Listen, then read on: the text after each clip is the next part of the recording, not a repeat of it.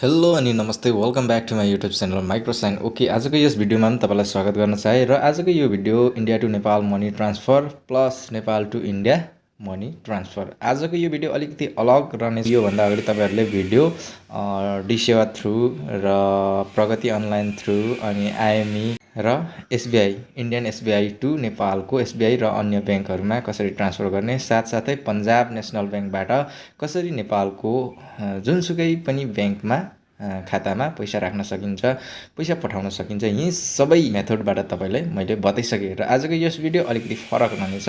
यीभन्दा फरक तरिकाले फरक मेथडबाट म बताउन गइरहेको छु। र योभन्दा अगाडि मैले बनाएको जति पनि भिडियोहरू थियो त्यो भिडियो पनि तपाईँले कम्प्लिटली हेरिदिनु भयो होला र धेरैभन्दा धेरै साथीहरूले चाहिँ त्यो रिलेटेड भिडियो मन पराइदिनु भएको छ र 2-3 जना साथीहरूले चाहिँ बार बताइरहनु भएको थियो, कमेन्ट गरिरहनु भएको थियो। त्यही भएर मैले यहाँनिर कमेन्ट पनि राखिदिएको छु। यो साथीहरूले चाहिँ भन्नुहुन्थ्यो यो तरिकाबाट हामीले गरिसक्यौँ र तपाईँले चाहिँ नयाँ भर्खर मात्र एप्लिकेसन रिलिज भएको छ जुन चाहिँ एनसेवा, यहाँबाट चाहिँ हामीलाई गरेर एकपल्ट देखाइदिनु सर, यो प्रति जानकारी छ भने चाहिँ तपाईँले के कति छ आफ्नो नलेज एक्सपिरिमेन्ट तपाईँले सेयर गरिदिनु होला एकपल्ट भनेर भन्नुभएको थियो। त्यही भएर मैले यो भिडियो पनि बनाउन गइरहेको छु। त्यही भएर तपाईँ पनि यस भिडियोसँग इन्ट्रेस्टेड हुनुहुन्छ या त तपाईँ India to Nepal money transfer गर्न हुन्छ या त नेपाल टु इन्डिया फन्डलाई ट्रान्सफर गर्न चाहनुहुन्छ भने चाहिँ तपाईँ यो भिडियोसँग कन्टिन्यू रहनु होला।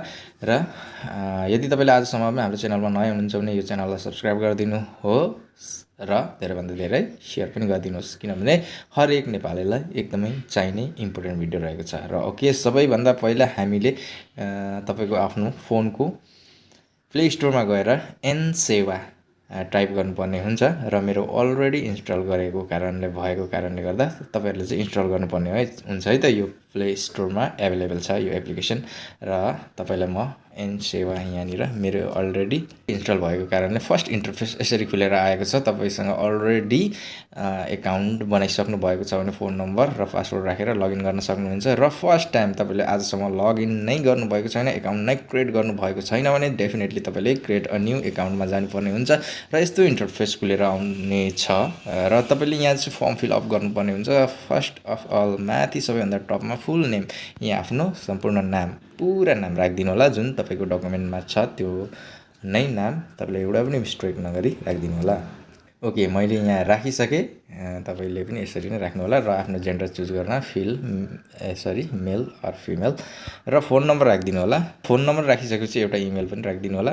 इमेल तपाईँको फोनमा छँदैछ, जिमेल इमेल जुनै पनि राखिदिन सक्नुहुन्छ, जिमेल राखिदिनु होला। ल, मैले microtech278@gmail.com यो राखेँ र यो चाहिँ तपाईँले यही भिडियो मार्फत तपाईँलाई जानकारी पनि दिन चाहन्छु। मसँग तपाईँ कन्ट्याक्टमा रहन चाहनुहुन्छ र यो मैले एप्रोक्स 300 एप्रोक्स भिडियो बनाइसकेको छु। यो सम्बन्धी कुनै पनि भिडियो सम्बन्धी यो रिलेटेड मैले बनाएको भिडियो रिलेटेड तपाईँले जानकारी चाहनुहुन्छ भने तपाईँले यहाँ मलाई मेल गरेर सोध्न सक्नुहुनेछ र जानकारी हासिल गर्न सक्नुहुन्छ। ओके, स्टेट राख्नु होला, त्यस पछाडि डिस्ट्रिक्ट राखिदिनु होला, त्यसपछि सिटी राखिदिनु होला र फुल एड्रेस, तपाईँको फुल एड्रेस के हो त्यो राखिदिनु होला।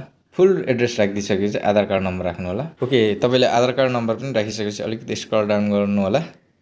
र तपाईँले यहाँ एउटा इम्पोर्टेन्ट बताउन चाहन्छु, यहाँनिर तपाईँले attach Aadhaar card with front side, Aadhaar card Indian Aadhaar कार्डको एट्याच फ्रन्ट साइड र ब्याक साइड राख्नुपर्नेछ। र तल्लोपट्टि देख्न सक्नुहुन्छ नेपाली सिटिजनसिप आइडी भनेको छ, यो चाहिँ तपाईँले नेपालको सिटिजनसिप नागरिकताको front and back side upload गर्नुपर्ने हुन्छ। सानो क्रप गरेर ठिक्क साइजको बनाएर 2-3 MB को राखेर राख्नुपर्ने हुन्छ है त। त्यसपछि तपाईँले यहाँनिर तल्लोपट्टि पासवर्ड राख्नुपर्ने हुन्छ। त्यस पछाडि फेरि तल्लोपट्टि फेरि अगेन पासवर्ड टाइप गरेर क्रिएट एकाउन्ट यसलाई क्लिक गरेर तपाईँले प्रोसेस अगाडि बढ्नुपर्ने हुन्छ है त। ओके गाइज, यहाँनिर मैले सम्पूर्ण डकुमेन्टहरू फिलअप गरिसकेँ। फ्रन्ट एन्ड ब्याक साइड नेपालको इन्डियाको दुइटै राखिसकेँ। त्यस पछाडि म यहाँनिर पासवर्ड क्रिएट गर्छु। स्ट्रङ पासवर्ड कसरी क्रिएट गर्ने त्यो पनि टिप्स तपाईँलाई पक्कै म दिनेछु र मैले यहाँनिर पासवर्ड पनि राखिसकेँ। अब क्रिएट एकाउन्ट, तब त्योभन्दा पहिला तपाईँले माथिदेखि तलसम्म स्क्रल गर्दै चेकआउट गर्न सक्नुहुन्छ। कहीँ मिस्टेक त छैन, डकुमेन्ट फिलअप गर्नुपर्ने फर्महरू मिस्टेक त छैन। चेकअप गरिसकेपछि र यहाँनिर तपाईँले KYC with citizenship ID is already exit भनेर आएको छ। ओके, यो बिग प्रब्लम हो। योभन्दा अगाडि पनि मैले यो डकुमेन्टहरू अपलोड गर्ने प्रोसेस लामो भएर गर्दा गर्दा अपलोड कम्प्लिट नभएर मैले 4-5 दिन कन्टिन्यू डे वाइज प्रोसेस गर्दा पनि यस्तो प्रब्लम आइरहेको छ। मैले बार बार क्लिक गर्दा पनि यही प्रब्लम देखाइरहेको छ। अब भनेपछि तपाईँले फाइनल्ली यो क्रिएट एकाउन्ट चाहिँ सजिलोसँग हुँदै छैन। केही इस्यु छ, टेक्निकल इस्यु, र एप्लिकेसन भर्खर डेभलप भएको कारणले गर्दा पनि यो इस्यु हुनसक्छ। र म तपाईँलाई यो जानकारी दिन चाहन्छु कि आजसम्म मैले कम्प्लिटली यो प्रोसेस गरेको छुइनँ। त्यसैले गर्दा यसै भिडियो मार्फत तपाईँलाई इम्पोर्टेन्ट जानकारी पनि दिन चाहन्छु।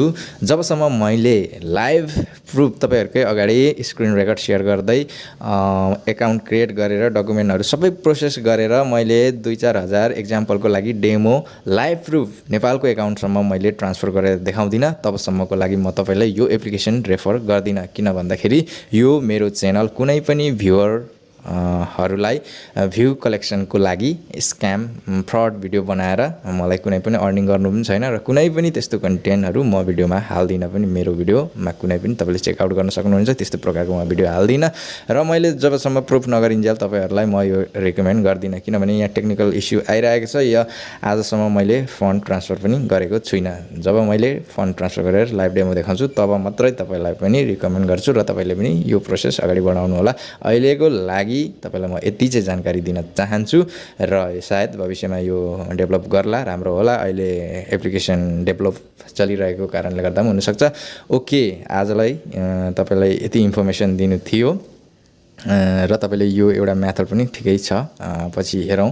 र आजलाई म यो भिडियो यहीँ क्लोज गर्न चाहन्छु, र आगामी दिनमा पनि यस्तै इन्ट्रेस्टिङ भिडियोहरू हेर्न चाहनुहुन्छ भने हाम्रो च्यानललाई पक्कै सब्सक्राइब गर्नु होला, र धेरैभन्दा धेरै आफ्नो साथीभाइ तथा आफन्तजनलाई पनि सेयर गरिदिनु होला। किन भन्दाखेरि नेपाल तथा इन्डियामा हाम्रो धेरै नेपालीहरू बस्नुहुन्छ, र आफन्तजन नेपालमा भएको कारणले गर्दा फन्ड ट्रान्सफर गर्नु धेरै नै इस्यु भइरहेको छ।